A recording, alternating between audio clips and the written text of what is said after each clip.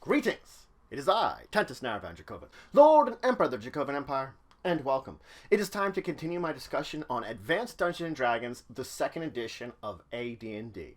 We last left off, we started talking about artifacts. Let's finish up talking about artifacts today. So an artifact is actually something that has significant influence on both myth, legend, and history. It's something that its existence should reflect that more than anything, that through the annals of time and legend, it has existed.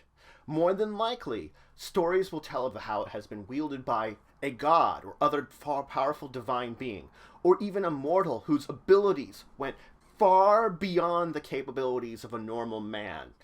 And the purpose of it should be made clear, that this item was wielded by this being for specific purpose. So being used for this specific purpose means that should someone else somewhere down the line pick up this item who is not the legendary being who once wielded it, they perhaps won't be able to wield it to its best of its abilities.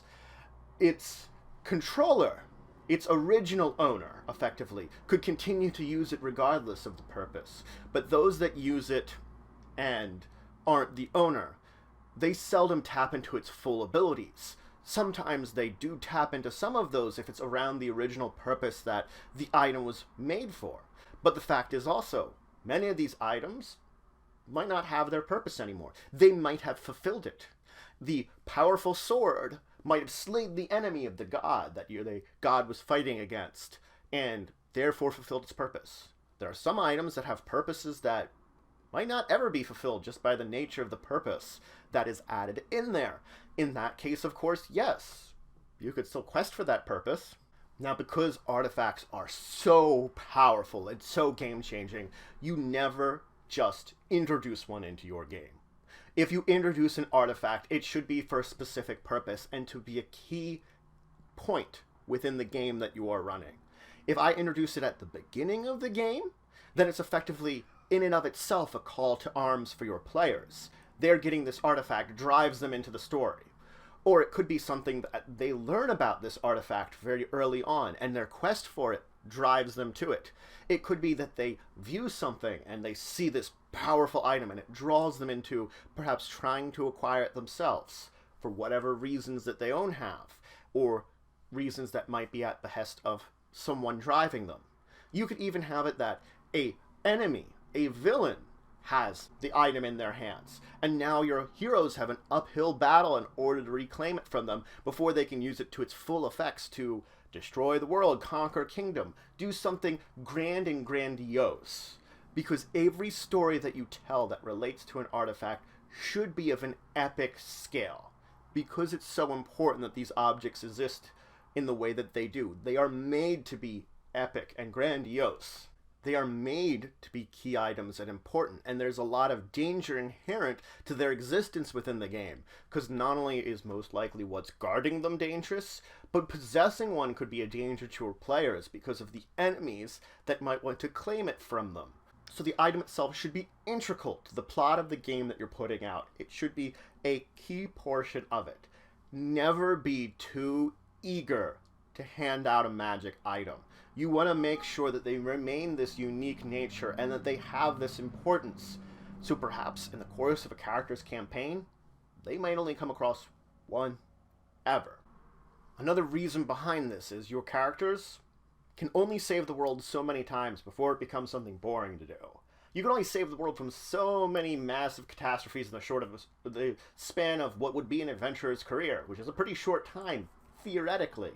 So the more you do that, the less special it becomes, and therefore the less special maybe artifacts related to that become, which is a terrible thing to do. Now, when you finally have an artifact you're going to put in your campaign, even though the book gives you examples, which I will talk about a little bit more later, don't use those examples necessarily.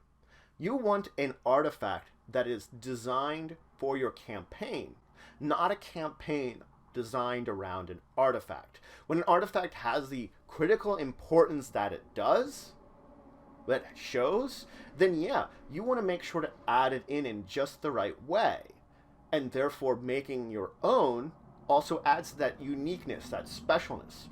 Also, players that might be familiar with some of the example artifacts from just maybe another game or something are going to not expect what you're putting out. They're not going to have any kind of preconceived misconceptions about the artifact that you're granting to them, what exists ahead of time. It is also important to note that because these things are such critical plot items, and they should be used as such, figure out a way to remove it from your player's hand once the adventure is said and done. You're going to want to make sure that at the end of the adventure, for whatever reason, your players are going to give up this artifact. If they don't, maybe they're going to be the villains in the next adventure because they've decided to keep it against all reasonable good, whether they're trying to destroy it, seal it away, maybe give it to a kingdom to keep it deep within their deepest treasury, something like that. That it's a great reason to toss out an artifact and get rid of it, because it's also really not only dangerous in your players' hands, can corrupting influence, but, well, it attracts a lot of dangers to them. They might not live long in order to use it. Now that you're designing your artifact, we have to make a few decisions. First off, the form it takes. Is it going to be a gauntlet? Is it going to be a sword? Is it going to be a ring? Is it going to be a helmet? Is it going to be a cape? Whatever form you decide to take is perfectly fine by you. You just have to make that decision about what it wants to look like. Then, come up with some kind of brief history on it. Just a little bit of information that's going to backstory. The history will help shape its powers and abilities of said artifact. It's going to reflect that history. It's also going to reflect its use, and perhaps why it was created in the first place. You could even use this information and go back over a couple of centuries of history to it, just little bits of information that will pertain to it, that if someone managed to find out a bunch of information about it, they might find out that, oh, not only did it influence this, but it influenced all these other events in history. So it might take pause, maybe the original use was not so bad, but it was used for some terrible things after there. It's also important to note that artifacts have an alignment. This is important because it will interfere or match with the alignment of your player too. They have their own sort of alignment that they're better used for. Now, once you have this basic information, it's time to choose some powers. An artifact should have a number of minor powers and 1 or 2 major powers. Examples of both of these are provided in the book, just to give you an idea about what a minor power would be and what a major power would be, and the differences between them when you're setting them up for your artifact. It is important to note that those major powers are the ones that should pertain to its purpose, its history, that kind of information. That's where that information you just chose, history, purpose, and all those lot, comes into play, because those major powers should match it. Your minor powers can be a little more variety, just things that help influence those. Now, artifact use should have a danger associated with it.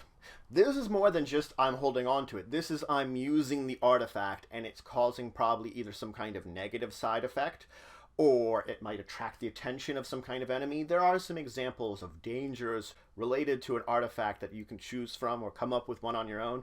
But think of it this, it's a very powerful item, and using its powers is definitely like an attraction point for other power that exists out here. Whether or not it's directly affecting you or not, you're basically sounding a bell for it. In the same retrospect, an artifact could have a corrupting influence. This is more as long as I'm holding on to it and wielding it. Whether or not I'm using its power, it's influencing me with its ability. It's got so much power, so much history, that aura is influencing my very spirit and affecting it. There's again examples of some corruptive effects, but just think of it this way. It's, again, just this power. It might change my alignment to match its own. It might do something else to me. It could change my body. You don't know, because it's got so much power and I'm attempting to even hold on to it and keep it close to me. There's a danger inherent in even that. So the danger of an artifact extends in 2 ways. Both its use and its wielding. Now, destroying an artifact. You may say to yourself, well, that seems like it's an impossible thing. It's an artifact. This is not true. For first off, you could theoretically destroy its physical vessel, the item that it represents. This isn't impossible, but the thing about artifacts is they're never gone forever. At some point in time, it will reappear in history in form basically matching the one that you destroyed in somewhere down the line. You're only getting rid of it for a temporary period of time. Basically, the energies of it cannot be quite contained by that physical form. The physical form binds it. So when you destroy that physical form, that energy doesn't dissipate. It recreates itself because it is bound to that form. So it'll be back. But that's not the only way to handle it. Because that's still difficult to do. Not impossible, but difficult to do, to destroy that physical form. You can destroy an artifact permanently. They aren't immortal, invulnerable, forever existent. But each one has their own unique way to destroy it, which is usually something very difficult to accomplish. So that's an important thing to note is, how would I destroy this artifact, this relic, if I'm going to destroy it? Some examples, of course, listed in the book, just to give you an idea about it. And then the last thing is, of course, there are some example artifacts listed in the book. Now again, you could theoretically use these in your adventure, but I would recommend if you're using one of them, alter it to make it your own and make it fit your adventure more. You might have it that it has a base form that you're deciding, oh, I want this item because I want this type of adventure. Alter the artifact to fit the adventure you want to write more than write the adventure directed on the artifact. Basically come up with the idea of the artifact, if you like that idea. Put together your version of it, which you think fits the ideas that you have for your adventure. You can do that just as fine as you can use. Technically, you could use one of these. If whatever storyline you're building out and you need an artifact and it fits perfectly, then fine. Go ahead. But these samples are to give you an idea more than anything about the power and uses of these artifacts. That's why they are important to note here. Because it gives you the idea more than actually you theoretically using them. So that's it for today. I finished talking about artifacts. I talked about the reason behind using them and a bit of the existence of them with their own histories. I, of course, talked about why you'd want to create your own artifact to use for your adventure, because it fits better. And I dived into all the ways that you can build your artifact, the small details that you put together to create the artifact that you want, its powers, abilities, its uses, what it might do to those that both wield it and use it. And of course, the possibility of destroying it, if that's the quest you have. That's important to note too. In the next episode, I'm going to be diving into encounters. But if you have any questions, comments, anything you want to say, anything you think I left out, please leave in the comments below. Please like, share, and subscribe. It's just for the channel, the empire, the work I do. If you want to show some extra support, you could always check out my Patreon. Link description below. Regardless, until the next time, I bid you farewell.